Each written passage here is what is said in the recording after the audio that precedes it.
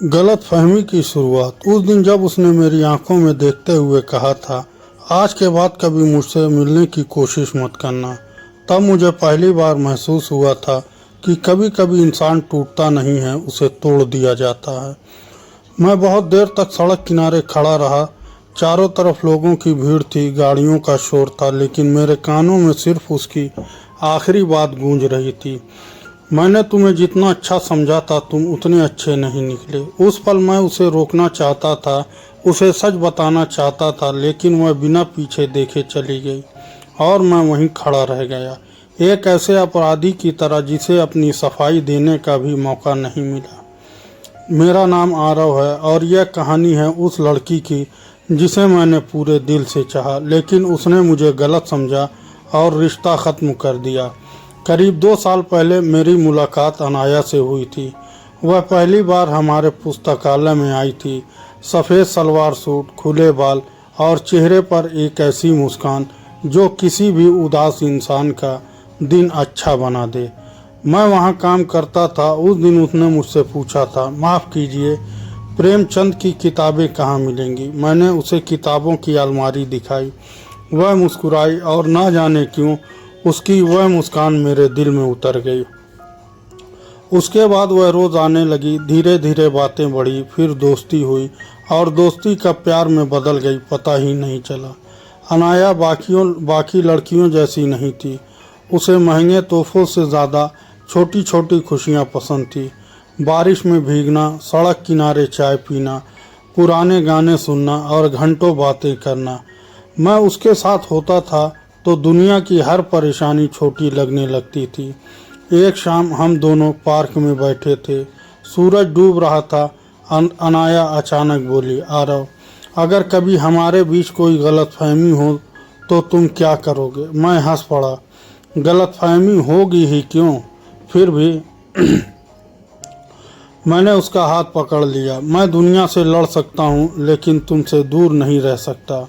वह मुस्कुरा दी। लेकिन शायद उस दिन किस्मत हमारी बातें सुन रही थी, क्योंकि कुछ महीनों बाद वही बात सच होने वाली थी। हमारा रिश्ता बहुत अच्छा चल रहा था, लेकिन तभी मेरी ज़िंदगी में एक पुरानी कहानी वापस आ गई। रिया, मेरी बचपन की दोस्त। करीब 5 साल पहले उसका परिवार दूसरे शहर चला गया था। अब वह वापस लौटी थी। रिया की माँ बहुत बीमार थी, वह परेशान थी, उसके पास मदद करने वाला कोई नहीं था। मैं इंसानियत के नाते उसकी मदद करने लगा। अस्पताल जाना, दवाइयाँ लाना, ज़रूरी काम करना, बस इतना ही। लेकिन मैंने यह बात अनाया को नहीं बताई। मैं उसे परेशान नहीं करना चाहता था। मुझे लगा था कि जब सब ठीक हो जाएगा तब उसे बता दूंगा, लेकिन कभी कभी सच छुपाना भी झूठ जैसा लगता है। एक दिन मैं अस्पताल में था। रिया रो रही थी। उसकी माँ की हालत अचानक खराब हो गई थी। मैं उसे संभाल रहा था। उसी समय अनाया वहाँ पहुँच गई। वह अपनी मौसी को देखने आई थी और उसने मुझे रिया के साथ देख लिया। रिया मेरे कंधों पर सर रखकर रो रही थी और मैं उसे दिलासा दे रहा था। अनाया कुछ सेकंड तक हमें देखती रही। उसकी आंखों में दर्द साफ दिखाई दे रहा था। मैं उसके पास जाने ही वाला था कि वह तेजी से मुड़ी और चली गई। मैं उसके पीछे भागा, लेकिन वह रुकने को तैयार नहीं थी। उस रात मैंने उसे दर्जनों बार फ़ोन किया, लेकिन उसने एक भी कॉल नहीं उठाई। संदेश भेजे, कोई जवाब नहीं। अगले दिन उसके घर गया, मिलने नहीं दिया गया। तीसरे दिन वह खुद मिलने आई, लेकिन उसकी आंखों में प्यार नहीं, सिर्फ गुस्सा था और टूटे हुए भरोसे का दर्द। तुम मुझे कब से धोखा दे रहे थे? उसने पूछा। मैंने कोई धोखा नहीं दिया, झूठ मत बोलो। तुम जो सोच रही हो वैसा कुछ नहीं है। तो फिर क्या है? मैं उसे सब बताना चाहता था, रिया की माँ के बारे में, उसकी परेशानी के बारे में, सब कुछ। लेकिन उसने मेरी एक बात भी पूरी नहीं सुनी। वह लगातार रो रही थी और शायद जब इंसान बहुत दुखी होता है तो सच सुनने की ताकत खो देता है। बस आरव, बहुत हो गया। अनाया, मेरी बात सुनो। नहीं सुननी मुझे कोई बात। एक बार सच जान लो, मैंने अपनी आंखों से देखा, उसकी आवाज़ कांप रही थी। मैंने तुम्हें प्यार किया था, लेकिन अब नहीं कर सकती। ये शब्द सुनकर ऐसा लगा जैसे किसी ने मेरा दिल निचोड़ दिया हो। मैंने आखिरी बार उसका हाथ पकड़ने की कोशिश की, लेकिन उसने अपना हाथ छुड़ा लिया और फिर वह बात कही जिसने मेरी पूरी दुनिया बदल दी। आज के बाद हमारा कोई रिश्ता नहीं है। मैं घंटों वहीं बैठा रहा, सोचता रहा कि आखिर मेरी गलती क्या थी। क्या मदद करना गलत था या सच छुपाना? शायद दोनों। लेकिन मैं यह नहीं जानता था कि कहानी अभी ख़त्म नहीं हुई है, क्योंकि उसी रात मुझे रिया का एक संदेश मिला जिसने मेरे पैरों तले ज़मीन खिसका दी। संदेश में सिर्फ एक लाइन लिखी थी, आरव, अनाया के बारे में मुझे ज़रूरी बात पता चली है। अगर यह सच है तो सब कुछ बदल जाएगा। और वह बात क्या थी, यह जानकर मेरी सांसें रुक गई। वह सच जिसने सब कुछ बदल दिया। रिया का संदेश पढ़ते ही मेरे हाथ कांपने लगे। रात के करीब 11 बज रहे थे। कमरे में अंधेरा था, लेकिन मेरे भीतर जो बेचैनी थी वह किसी तूफान से कम नहीं थी। मैंने तुरंत रिया को फ़ोन लगाया। पहली घंटी, दूसरी घंटी और फिर उसने फ़ोन उठा लिया। उसकी आवाज़ बहुत गंभीर थी। आरव, मुझे नहीं पता यह बात तुम्हें कैसे बताऊं। मेरा दिल तेजी से धड़कने लगा। सीधे सीधे बोलो रिया। कुछ सेकंड तक वह चुप रही, फिर बोली, अनाया शायद तुमसे इसलिए दूर नहीं हुई क्योंकि उसने तुम्हें गलत समझा। उसके पीछे कोई और वजह भी है। मैं हैरान रह गया। क्या मतलब? आज अस्पताल में मेरी मुलाकात उसकी सहेली नेहा से हुई थी। फिर उसने बताया कि पिछले कुछ महीनों से अनाया बहुत परेशान है। क्यों? क्योंकि उसके पिता पर बहुत बड़ा कर्ज है और उनका परिवार लगभग बिखरने की कगार पर है। मैं कुछ पल के लिए शांत हो गया। यह बात तो मुझे कभी पता नहीं थी। अनाया मुझसे कभी कुछ नहीं कहा, कभी कोई शिकायत नहीं की, कभी अपने दर्द का जिक्र नहीं किया। रिया आगे बोली, और एक बात और है। क्या? नेहा ने बताया कि अनाया की शादी कहीं और तय करने की तैयारी चल रही है। मेरे हाथ से फ़ोन लगभग छूट गया। क्या? हाँ, लेकिन वह मुझसे प्यार करती है। शायद करती थी, शायद अब भी करती हो, लेकिन उसके परिवार की हालत बहुत ख़राब है। उस रात मैं बिल्कुल नहीं सो पाया। मेरे दिमाग में सिर्फ एक सवाल घूम रहा था, अगर अनाया सचमुच मजबूर थी तो उसने मुझसे यह बात क्यों छुपाई? अगर वह मजबूर नहीं थी तो क्या सच में उसने मुझे गलत समझकर छोड़ दिया? अगली सुबह मैं सीधे नेहा से मिलने गया। काफ़ी कोशिशों के बाद मिलने के लिए तैयार हुई। हम छोटे से चाय वाले के पास बैठे। मैंने बिना समय गंवाए पूछा, मुझे सच जानना। नेहा ने लंबी सांस ली। आरव, अनाया बहुत मुश्किल समय से गुजर रही है। तो उसने मुझे बताया क्यों नहीं? क्योंकि वह तुम्हें अपनी परेशानियों का बोझ नहीं बनाना चाहती थी। मेरी आंखें नम हो गई। यह बिल्कुल अनाया जैसा था। वह हमेशा दूसरों की खुशी के बारे में सोचती थी, अपने बारे में कभी नहीं। नेहा धीरे धीरे सब बताने लगी। अनाया के पिता का कारोबार अचानक घाटे में चला गया। घर गिरवी रखा जा चुका था। बैंक के नोटिस आने लगे थे। घर में रोज़ झगड़े होते थे। और इन्हीं सब के बीच एक अमीर परिवार ने रिश्ता भेज दिया था। लड़का विदेश में काम करता था। उसके परिवार ने मदद का वादा किया था। बदले में सिर्फ एक शर्त रखी थी, अनाया की शादी। यह सुनकर मेरा दिल बैठ गया। तो क्या अनाया ने हाँ कर दी? नेहा की आंखें भर आई। नहीं। फिर उसने बहुत विरोध किया। लेकिन जब उसने अपने पिता को टूटते हुए देखा तब वह चुप हो गई। मेरे अंदर जैसे सब कुछ बिखरता जा रहा था। उस शाम मैं अनाया के घर गया। इस बार दरवाज़ा उसी ने खोला। मुझे देखकर वह कुछ सेकंड तक चुप रही। उसकी आंखों के नीचे काले घेरे थे। चेहरा पहले जैसा नहीं रहा, वह भी टूटी हुई लग रही थी।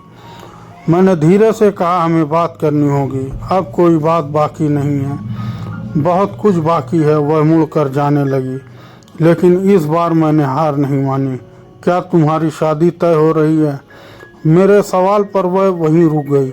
कुछ सेकंड तक उसकी पीठ मेरी तरफ रही, फिर उसकी आंखों से आंसू गिरने लगे। मैं समझ गया नेहा सच कह रही थी। तुम्हें किसने बताया? उसने धीमी आवाज़ में पूछा। इससे फ़र्क नहीं पड़ता है। मुझे सिर्फ यह जानना है कि तुमने मुझसे झूठ क्यों बोला? वह अचानक मेरी तरफ मुड़ी। झूठ मैंने नहीं बोला। तो फिर झूठ तुमने बोला। उसकी आवाज़ भर्रा गई। तुमने रिया के बारे में मुझसे क्यों छुपाया? मेरे पास जवाब था, लेकिन शायद बहुत देर हो चुकी थी। मैंने सब कुछ बता दिया, अस्पताल, रिया की माँ, उसकी मजबूरी, सब कुछ। अनाया चुपचाप सुनती रही। पहली बार उसने मेरी बात बीच में नहीं काटी। जब मैं बोल चुका तो उसकी आंखों से आंसू लगातार बह रहे थे। तो सच यह था? उसने पूछा। हाँ, और मैंने। वह आगे कुछ नहीं बोल पाई। उसके चेहरे पर पछतावा साफ दिखाई दे रहा था। लेकिन उसी पर घर के अंदर से किसी आदमी की आवाज़ आई, अनाया। उसने तुरंत अपने आंसू पोंछे और बोली, तुम जाओ यहाँ से, लेकिन कृपया, मैं तुम्हें खोना नहीं चाहता। उसकी आंखें भर आई।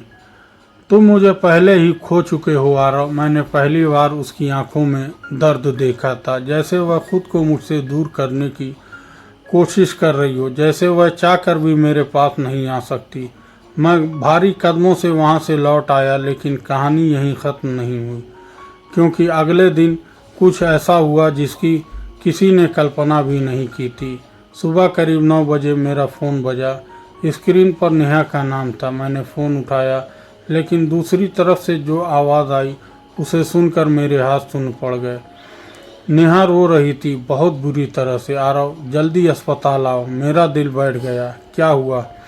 उसने रोते हुए कहा, अनाया ने कल रात एक ऐसा फैसला लिया जिसने सब कुछ बदल दिया। क्या फैसला? कुछ सेकंड तक सिर्फ उसकी सिसकियां सुनाई देती रही। फिर उसने जो कहा उसे सुनकर मेरे पैरों तले ज़मीन खिसक गई।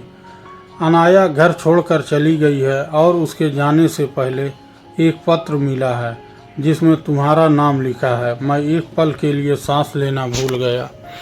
अनाया घर छोड़कर चली गई। नेहा के मुंह से निकले ये शब्द बार बार मेरे कानों में गूंज रहे थे। मैं बिना एक पल गंवाए अस्पताल की ओर भागा। रास्ते भर मेरे मन में हजारों सवाल थे। वह कहाँ गई होगी? क्या वह सुरक्षित होगी? और सबसे बड़ा सवाल, उसने मेरे नाम पत्र क्यों छोड़ा? जब मैं अस्पताल पहुंचा तो नेहा वहीं बैठी रो रही थी। उसकी आंखें सूजी हुई थी। मुझे देखते ही उसने अपने बैग से एक लिफाफा निकाला। सफ़ेद रंग का वह लिफाफा मेरे हाथों में आते ही भारी लगने लगा। उस पर सिर्फ 2 शब्द लिखे थे, आरव। आरव के लिए। मेरे हाथ कांप रहे थे। दिल इतनी तेजी से धड़क रहा था कि ऐसा लग रहा था जैसे अभी सीने से बाहर निकल आएगा। मैंने धीरे से लिफाफा खोला। अंदर एक लंबा पत्र था, और वह पत्र मेरी जिंदगी का सबसे दर्दनाक सच था अपने अंदर छुपाए हुए था। पत्र में लिखा था, प्रिय आरव, जब तुम यह पत्र पढ़ रहे होगे तब मैं तुमसे बहुत दूर जा चुकी होंगी, शायद हमेशा के लिए। सबसे पहले मैं तुमसे माफ़ी मांगना चाहती हूँ, क्योंकि मैंने तुम्हें गलत समझा। मैंने तुम्हारी बात सुने बिना फैसला ले लिया। मैंने सोचा था कि तुमने मुझे धोखा दिया, लेकिन सच जानने के बाद मुझे एहसास हुआ कि गलती मेरी थी, बहुत बड़ी गलती। लेकिन अब सब कुछ ठीक करने में बहुत देर हो चुकी है। आरव, मैं तुमसे बहुत प्यार करती हूँ, शायद जितना मैंने कभी कहा भी नहीं। यहाँ तक पढ़ते पढ़ते मेरी आंखें धुंधली हो चुकी थी। आंसू शब्दों को मिटाने लगे थे, लेकिन मैं रुकना नहीं चाहता था। मैं आगे पढ़ता गया। तुम सोच रहे होगे कि मैं तुमसे दूर क्यों जा रही हूँ, तो सुनो। मेरे परिवार पर जो कर्ज है वह सिर्फ पैसों का नहीं है। मेरे पिता ने जिन लोगों से मदद ली थी वे लोग बहुत प्रभावशाली हैं। उन्होंने साफ कह दिया था कि अगर मैंने उनकी शर्त नहीं मानी तो मेरे परिवार को बर्बाद कर देंगे। मैं हर दिन अपने पिता को टूटते हुए देख रही थी, माँ को रोते हुए देख रही थी, और मैं इतनी स्वार्थी नहीं बन सकी कि सिर्फ अपनी खुशी के लिए उन्हें और दुख दूं। मैंने सोचा अगर मैं तुमसे नफरत करने का नाटक करूंगी तो शायद तुम मुझे भूल जाओगे, तुम आगे बढ़ जाओगे और तुम्हारी ज़िंदगी ख़राब नहीं होगी। इसलिए मैंने तुम्हें गलत समझने का बहाना बनाया। मैंने रिश्ता ख़त्म कर दिया। लेकिन सच यह है कि जिस दिन मैंने तुमसे कहा था कि हमारे बीच सब कुछ खत्म हो गया, उस दिन मैं घर जाकर पूरी रात रोई थी। मेरे आंसू अब रुक नहीं रहते, क्योंकि पहली बार मुझे समझ आ रहा था कि वह सिर्फ मुझसे दूर नहीं हुई थी, वह खुद भी हर दिन टूटती रही। मैंने कांपते हाथों से आगे पढ़ा, लेकिन एक सच और है, एक ऐसा सच जो मैंने तुमसे हमेशा छुपाया। करीब 6 महीने पहले मेरी तबीयत खराब रहने लगी। जांच कराई तो पता चला मुझे एक गंभीर बीमारी है। डॉक्टरों ने कहा कि इलाज संभव है, लेकिन बहुत लंबा और कठिन होगा। उस दिन मुझे पहली बार मौत से डर लग गया था, अपने लिए नहीं, तुम्हारे लिए।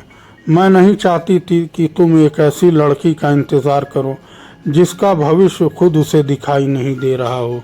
इसलिए मैंने फैसला किया कि तुमसे दूर होना ही सही होगा। तुम मुझसे नफरत कर लो, लेकिन मेरे लिए अपनी ज़िंदगी मत रोकना। पत्र मेरे हाथ से लगभग छूट गया, मेरे पैरों के नीचे ज़मीन नहीं रही। यह सच, यह दर्द मैं कभी सोच भी नहीं सकता था। मैंने तुरंत नेहा की तरफ देखा। वह कहाँ है? नेहा रो पड़ी। हमें नहीं पता। क्या मतलब नहीं पता? वह रात में चली गई, किसी को कुछ नहीं बताया। मैं पागलों की तरह उसे खोजने लगा, उसके रिश्तेदारों के यहाँ, दोस्तों के यहाँ, हर जगह।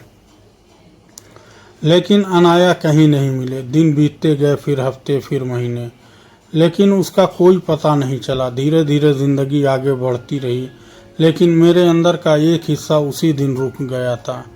मैं काम करता, लोगों से मिलता, हंसता भी, लेकिन हर रात सोने से पहले उसका पत्र पढ़ता था। हर बार ऐसा लगता जैसे वह मेरे सामने बैठी हो।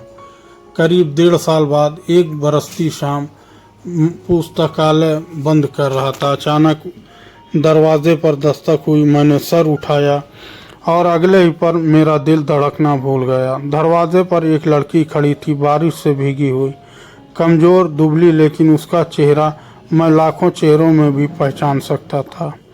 वह अनाया था। कुछ सेकंड तक हम दोनों सिर्फ एक दूसरे को देखते रहे। ना कोई शब्द, ना कोई आवाज़, सिर्फ आंखों में जमा हुए वर्षों के आंसू। फिर वह धीरे धीरे मेरी तरफ बढ़ी और कांपती आवाज़ में बोली, क्या बहुत देर हो गई? मेरी आंखों से आंसू बह निकले। मैं कुछ नहीं कह पाया, बस सर हिलाया। नहीं। उसने बताया कि वह इलाज के लिए दूसरे शहर चली गई थी। कई महीनों तक जिंदगी और मौत के बीच लड़ती रही। कई बार उसे लगा कि वह बच नहीं पाएगी, लेकिन शायद प्यार में इतनी ताकत होती है कि इंसान हार मानने के बाद भी लड़ता रहता है। वह ठीक हो गई, पूरी तरह नहीं, लेकिन पहले से कहीं बेहतर। और सबसे बड़ी बात, अब वह वापस आ गई थी। उस शाम हम दोनों घंटों बैठे रहे, बिना शिकायत, बिना पुराने घाव कुरेदे, क्योंकि कुछ रिश्ते सफाई नहीं मांगते, वे सिर्फ एक मौका मांगते हैं, और हम दोनों ने एक दूसरे को वह मौका दिया। कुछ साल बाद हमारी शादी हो गई। जिंदगी आसान नहीं थी, लेकिन इस बार हम साथ थे, और साथ होने से मुश्किलें छोटी लगने लगी। आज भी कभी कभी अनाया मुझसे पूछती है, अगर उस दिन मैं वापस नहीं आती तो? मैं मुस्कुरा कर कहता तो शायद मैं ज़िंदगी जी लेता, लेकिन खुश नहीं रह पाता। और हर बार उसकी आंखें नम हो जाती। कई रिश्ते बेवफाई से नहीं टूटते, वे गलतफहमियों से टूट जाते हैं। कई बार जो इंसान हमें छोड़कर जाता हुआ दिखाई देता है, वह वास्तव में खुद सबसे ज़्यादा दर्द सह रहा होता है। लेकिन किसी भी रिश्ते में फैसला लेने से पहले सच को पूरा सुनिए, क्योंकि एक अधूरी बात पूरी ज़िंदगी का पछतावा बन सकती है। और याद रखिए, सच्चा प्यार हमेशा साथ रहने का नाम नहीं होता, बल्कि हर दर्द के बाद भी एक दूसरे के लिए दिल में सम्मान बचाए रखने का नाम होता है।